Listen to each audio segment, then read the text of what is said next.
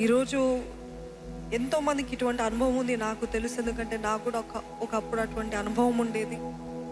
దేవునికి ఎంత దూరం అవుతామో, వాక్యము ప్రార్థన పక్కన పెడతామో మన జీవితాల్లో, అంతగా మనకి అక్కర్లేని సందేహాలు వస్తూ ఉంటాయి, డౌట్స్. అసలు యేసే నిజమేనా? అసలు యేసే నిజంగా వచ్చాడా? అసలు ఈ భక్తి, దైవభక్తి జీవితం అంతా నిజమేనా లేకపోతే నకిలీయా? ఇదంతా అబద్ధమా అని ప్రశ్నలు వచ్చినాయా? యథార్థంగా చెప్పండి, చాలామందికి వస్తుంటాయి. ఎందుకంటే ఆయన వాక్యము జీవం కలిగిందండి. ఆ జీవం కలిగిన వాక్యం నుండి మనం వెళ్తా ఉంటే వస్తాడు అపవాది అదే రీతిగా సర్పం వలె.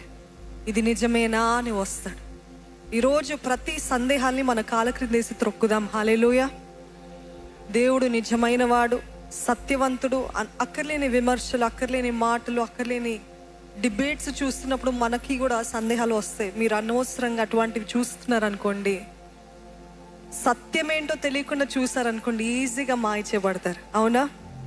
అందుకనే దేవుడు, నా దేవుడు యేసయ్య దేవుడు అని నమ్మిన వారైతే చేతులెత్తి చెప్తారు, యేసయ్య దేవుడు అని గట్టిగా చెప్తారా? ప్రతి సందేహాన్ని కొట్టివేద్దామా? ఆయనే దేవుడు, ఆయన నా కోసం వచ్చాడు, మరణించాడు, తిరిగి లేచాడు, త్వరలో రాబోతున్నాడు. హల్లెలూయా. ఎటువంటి సందేహాలు వద్దండి మనకి.